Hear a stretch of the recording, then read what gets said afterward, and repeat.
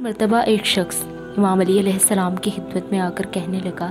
کہ یا علی، ہر جانور کے منہ میں زبان ہوتی ہے لیکن مچھلی کے منہ میں زبان کیوں نہیں ہوتی، اور مچھلی پانی میں ہی کیوں رہتی ہے؟ اس کا یہ کہنا تھا۔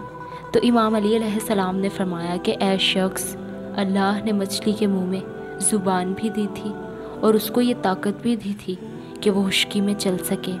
لیکن افسوس اس نے خود پر ظلم کیا۔ اس شخص نے کہا کہ یا علی، کون سا ظلم؟ امام علی علیہ السلام نے فرمایا کہ اے شخص، جب اللہ نے آدم میں روح کو ڈالا اور یہ حکم دیا کہ ہر فرشتہ اس کو سجدہ کرے، شیطان انکار کر بیٹھا، اللہ کی نافرمانی کر کے یہ کہنے لگا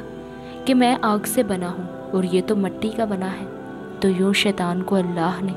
اپنی دربار سے نکال دیا اور وہ بدصورت بن کر زمین پر جیسے ہی گرا تو وہ انسان سے حسد کرنے اور اس کے ساتھ ظلم کرنے کا سوچنے لگا، اور ہر کسی کو بتانے لگا کہ انسان اس زمین پر ظلم کرے گا۔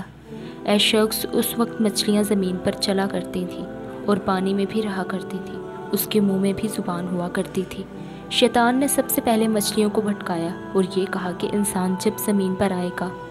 تو اپنا پیٹ بھرنے کے لیے تمہیں زندہ اپنے خنجر سے کاٹے گا۔ مچھلی نے جب یہ سنا تو سمندر میں ہر ایک آبی مخلوق کو انسانوں کے خلاف کرنے لگی۔ تو یوں اللہ نے مچھلی کے منہ سے زبان کو غائب کر کے اس کے منہ میں وبال پیدا کر دیا اور یہ حکم نافذ کیا کہ کوئی بھی انسان تمہیں زندہ نہیں کھائے گا، بلکہ تمہاری حد قدرت نے پانی تک ہی رکھ دی ہے۔ تم جب پانی سے جدا ہوگی تو خود ہی تڑپ کے مرنے لگو گی۔ تبھی جب ہلال مچھلی پانی سے جدا ہوتی ہے تو وہ تڑپنے لگتی ہے اور اس کے جسم کا سارا خون اس کے گلے میں آ کے جمع ہو جاتا ہے۔ اس لیے مچھلی کو ذبح نہیں کیا جاتا، کیونکہ ذبح کرنا اس لیے واجب ہے تاکہ جانوروں کی رگوں کا سارا خون گوشت سے جدا ہو کر بہہ جائے،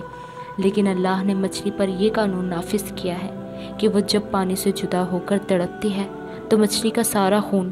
مچھلی کے گلے میں آ کر جمع ہو جاتا ہے، اور یوں مچھلی کا گوشت خون سے پاک ہو جاتا ہے۔